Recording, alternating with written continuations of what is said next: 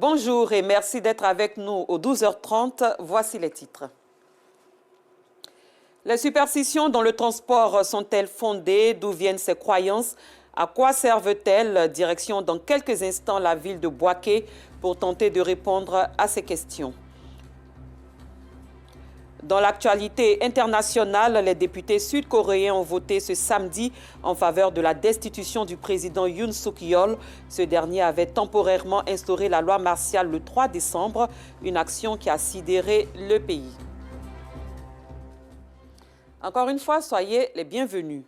Rendons-nous à Bouaké, capitale de Béké, au centre du pays. Là-bas, les superstitions occupent une place importante chez certains habitants, notamment dans les transports en commun. Des croyances influencées par la culture, la tradition et les expériences personnelles. Par exemple, pour le transport de mortier, du miel ou de l'huile rouge, on demande une pièce de monnaie ou de badigeonner les 4 roues du véhicule avec ces produits avant de voyager. Des pratiques qui semblent perdurer et se maintenir. C'est un reportage de Boubacar Silla avec le commentaire de Kader Sogodougou. La superstition est la croyance irraisonnée fondée sur la crainte ou l'ignorance qui prête un caractère surnaturel ou sacré à certains phénomènes, à certains actes et à certaines paroles. Le foutou n'est pas le premier locataire du mortier, c'est plutôt une pièce de monnaie. Ces pièces qu'il a déposées, si tu payes un mortier pour voyager, si tu n'as pas mis l'argent dedans là, le mortier se gâte. Moi-même, j'ai une fois payé. Je n'ai rien mis. Je suis arrivé là-bas, c'est gâté. C'est un truc qu'on est né pour trouver. On demande à ce qu'on met les pièces dans le mortier. Ça dépend de n'importe quelle pièce. Ça commence à partir de 5 francs jusqu'à une pièce de 500 francs. Ne soyez pas étonnés de voir des pneus de véhicules être badigeonnés de miel ou d'huile rouge. Cette pratique est toute une symbolique. C'est une réalité. Parce que nous, on a constaté que quand on prend les huiles rouges ou le miel avec ce mortier-là, on trouve qu'on fait des bandes sans arrêt. Mais avant de dégueuler, quand on met dessus, là, il n'y a pas de problème. Étant tout petit, on nous a dit que pour voyager avec le miel, il faut d'abord enlever un peu pour frotter les pneus. Alors, depuis ça, quand nous aussi on prend les gens, s'il y a du miel, on enlève, on met sur les 4 pneus, puis ça roule. Pour les fabricants de mortiers, commerçants de miel et d'huile rouge, ces faits ont un caractère surnaturel. Avant d'abattre un arbre pour faire les mortiers, il y a tout un rituel. L'esprit des arbres nous demande un sacrifice et le rituel de mettre une pièce de monnaie fait partie des sacrifices. Ce n'est pas une obligation. L'huile rouge, c'est un produit qui n'est pas totalement fini. Donc, comme c'est un produit de la forêt, et puis, bon, l'Afrique a ses mystères. Il y a les génies qui n'acceptent pas que ça sorte comme ça sans faire un petit sacrifice. Donc, pour eux, le sacrifice, c'est de mettre ça sur les roues de l'engin qui va transporter lui. Des croyances souvent rejetées. Je me dis que ce sont des choses superficielles. Parce que le fait que peut-être on peut dire nos parents, enfin nos parents, ça c'est devenu comme quelque chose, ça devient coutume maintenant qu'il faut respecter ces règles. Sinon, moi, je ne crois pas.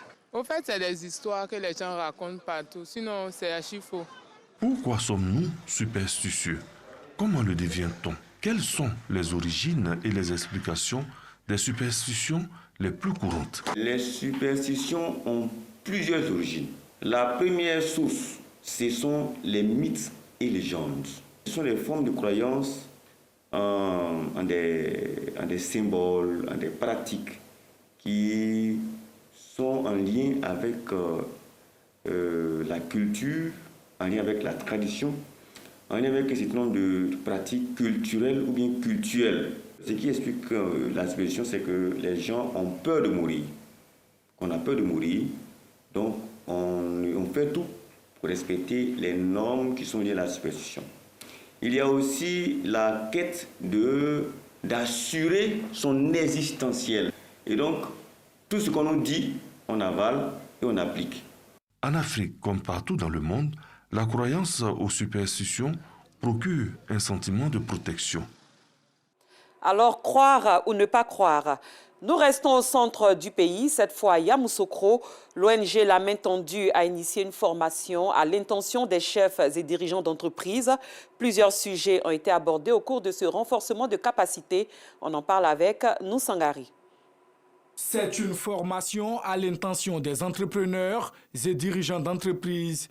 Une formation pour leur permettre de mener des actions qui peuvent concourir au bien-être de leurs collaborateurs. Diverses questions relatives à la fiscalité, la gestion des conflits en entreprise sont au menu de ce renforcement des capacités. De plus en plus, nous avons des employés qui donnent le maximum avec des employeurs qui ne sont pas toujours parfaits de ce qu'il est important de déclarer leurs employés. Ils ne sont pas toujours parfaits, même quand ils sont parfaits, ils n'en voient pas toujours la nécessité.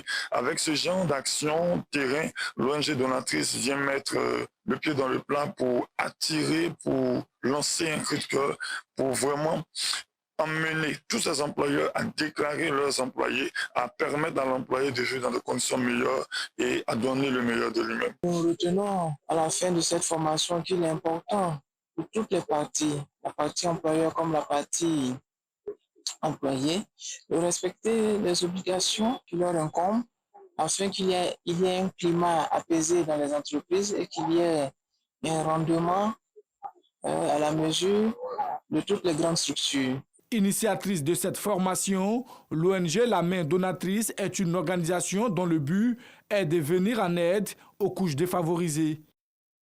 Direction la Maraoué à présent, l'association des femmes leaders et autonomes de Saint-Fra a initié récemment un dîner gala de distinction à l'endroit des actrices locales du secteur du vivrier de la région de la Maraoué, comme mentionné plus tôt.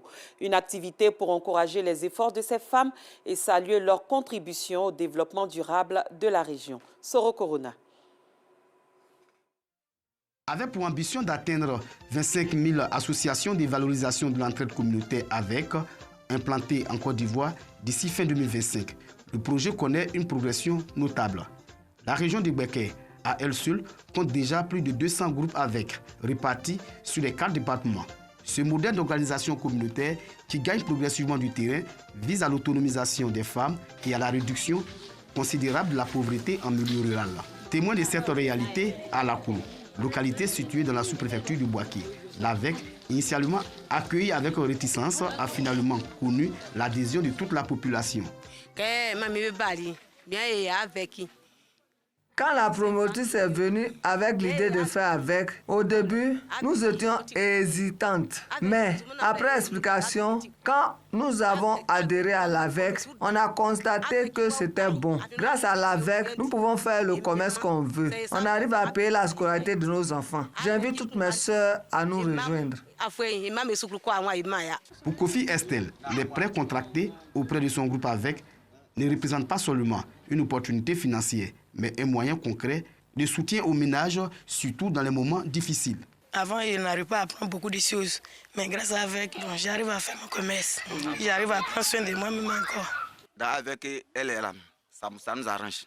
Ça m'arrange, mais en tout cas, elle me soutient beaucoup. Dépend à la maison, ce que je n'arrive pas à faire, elle m'aide. Même si les enfants sont malades, elle arrive à prendre soin d'eux. Bon, moi aussi, aigri. En majorité composée de femmes, ces structures d'entraide offrent également aux personnes comme Kwakouatu étudiants une occasion de développer une activité génératrice de revenus. Bon, j'ai décidé d'adhérer à ce groupe-là parce que bon, l'AVEC, ça m'a permis à faire beaucoup de choses, quoi. Du coup, quand il y a besoin de quelque chose, je viens prendre des dettes ici, bon, puis après, je viens rembourser. Donc. Selon Delphine Aya, promotrice des AVEC aujourd'hui, ce sont plusieurs centaines de femmes réparties dans plus de 100 groupes qui profitent d'un encadrement et d'une initiation à l'éducation financière, renforçant ainsi leur capacité à gérer efficacement leurs ressources. C'est la sensibilisation, parce qu'on ne peut pas venir épargner l'argent et puis à la fin prendre cet argent-là pour aller payer des pagnes ou bien des assiettes. Non. La plupart de nos mamans aident leur mari. Il faudrait qu'à la maison, il n'y ait pas de palabre parce que maman a l'argent. On fait beaucoup l'éducation financière avec eux. Les associations de valorisation d'entraide communautaire ne sont pas qu'un simple outil financier. Elles s'imposent comme des catalyseurs de transformation sociale et économique dans les zones rurales. À Alakouro, comme dans d'autres localités de la région du Gbeke, elles démontrent que la solidarité et l'organisation communautaire peuvent transformer des défis en véritables opportunités durables. Réussir la vie de couple et dire non au divorce, l'église évangélique Sema de Zékoa, dans le département de Soubré, a instruit ses fidèles sur ces questions à travers un séminaire. Nous y reviendrons plus amplement dans nos prochaines éditions. Et des moments de fou rire à présent. La 18e édition de Bonjour 2025, l'émission humoristique de la RTI, aura lieu le 4 janvier prochain au Parc des Expositions d'Abidjan. L'information a été donnée hier au Sofitel Hôtel Ivoire à Cocody. Plusieurs innovations ont été annoncées. On en sait plus avec Georgette Idofofana. Le moment est sorti à sa voiture, papa aussi est sorti à sa Range Rover. Actuellement ici dans la petite voiture de ma petite soeur là, je veux partir au supermarché. C'est lui, toi tu es où? Le gars dit non, en fait moi je voulais te dire qu'actuellement toi et moi on est ensemble dans le même bâtard. Si l'apprenti arrive à ton niveau là-bas, il a déjà payé ton transport. Bonjour, 18e édition, c'est parti. L'émission d'humour connaîtra plusieurs innovations. Les couleurs de ce grand rendez-vous ont été annoncées à l'occasion d'une conférence de presse. La grande innovation cette année, nous avons fait appel à un artiste international, non des moindres, Ahmed Silla. Vous aurez la chance de voir certains qui sont plus ou moins anciens et ceux qui sont nouveaux. Ils vont défiler sur la même scène, la grande scène du parc des expositions d'Abidjan. Et ce qu'on a toujours recherché, c'est comment ramener les Ivoiriens ensemble, se retrouver et partager un moment ensemble. Et c'est ça, le leitmotiv de Bonjour depuis lors. Et c'est ce que nous avons cherché et nous avons retrouvé. Aujourd'hui, les Ivoiriens se parlent, les Ivoiriens arrivent à s'asseoir, se parler. Et surtout, quand on arrive à s'asseoir, on se parle, on se dit bonjour.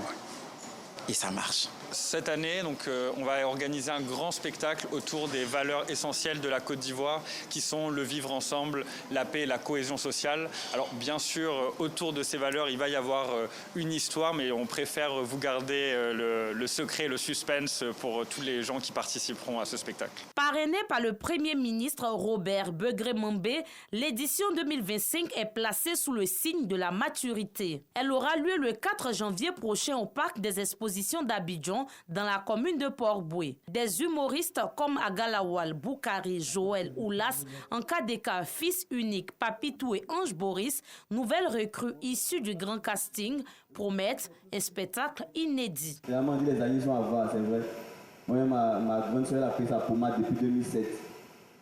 Et hier, ça arrive au milieu. Bonjour, c'est une scène, presque tous les humoristes ivoiriens veulent jouer à Bonjour. Avoir la chance de participer à Bonjour, je vais m'amuser avec ça. Je vais montrer que j'ai ma place à Bonjour. Je suis prêt à m'engager, à donner tout le meilleur pour que ça soit une réussite parfaite.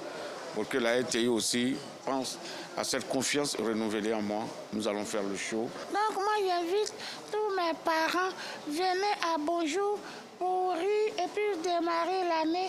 Celui qui ne vient pas là, il y a le Paco. J'y travaille actuellement avec mon metteur en scène personnel et je pense qu'avec ce nouveau metteur en scène, on pourra réaliser quelque chose de fou. C'est ça le plus important, pour proposer quelque chose aux Ivoiriens, pour que, surtout que nous sommes en période électorale, qu'on puisse leur donner le maximum de rire pour que les tensions descendent, pour que l'Ivoirien, dans toute son entièreté, se retrouve. Les passes de l'événement sont fixées à 15 000 francs CFA pour le grand public et 25 000 francs pour les VIP. Après Bonjour Abidjan, place à Bonjour Tour à l'intérieur du pays et à l'international. Bonjour Paris est prévu pour le 3 mai 2025 au Casino de Paris. À l'étranger, le Parlement sud-coréen a voté pour la destitution du président Yoon Suk-yeol ce samedi après sa tentative ratée d'imposer la loi martiale le 3 décembre. Un total de 204 députés a voté en faveur de la motion et 85 contre. Yoon Suk-yeol avait sidéré la Corée du Sud dans la nuit du 3 au 4 décembre en instaurant la loi martiale et en envoyant les forces spéciales de l'armée au Parlement pour essayer d'empêcher les députés de se réunir. Cette édition est terminée. Merci de l'avoir suivi. Très bonne suite de programmes sur RTI2.